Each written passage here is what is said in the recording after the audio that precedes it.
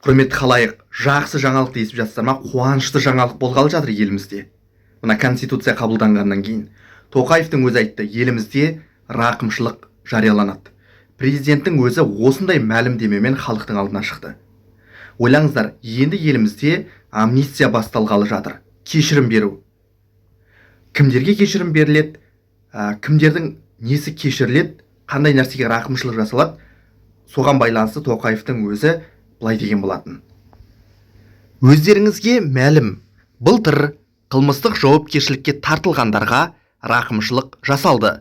Енді азаматтар мен мемлекеттің қауіпсіздігіне қатер төндірмейтін бірқатар қылмыстық және әкімшілік құқық бұзушылық бойынша тағы да рақымшылық жариялауға болады.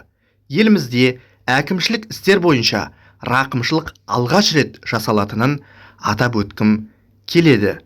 Парламент қазіргі сессиясының соңына дейін тиісті заң қабылдау керек.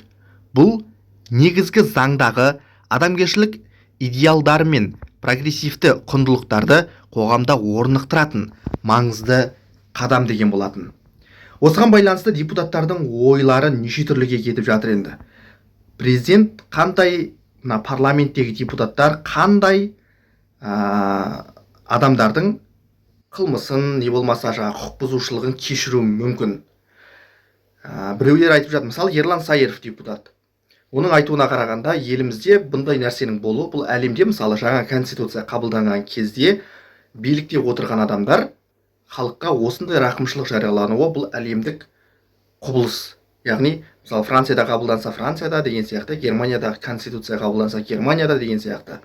Яғни қай мемлекетте осындай мемлекеттің басты құжаты конституция қабылданғаннан кейін, жаңа конституция қабылданғаннан кейін халыққа, былайша айтқанда, халықтың көңілін жібіту үшін осындай шараларға барады билік. Осы кезге дейін білесіздер, Тоқаев президент болып келген кезде, президент орындағына жайғасқан кезде халыққа несиелік амнистия жариялаған болатын. Халықтың белгілі бір бөлігіне кредитін кешіріп берген болатын. Білесіздер ғой, ұмытқан жоқ шығарсыздар. Енді қараңыздар, жаңадан конституция қабылданғалы жатыр. Бұл қайталана ма? Әлде бұл жерде айтып тұрғаны әкімшілік деп отыр. Әкімшілік құқық бұзушылық туралы рақымшылық алғаш рет жасалайын деп жатыр дейді. Ал Абзал Құспан, депутат Абзал Құспанның айтуына қарағанда, екі түрлі салада амнистия жариялану мүмкін.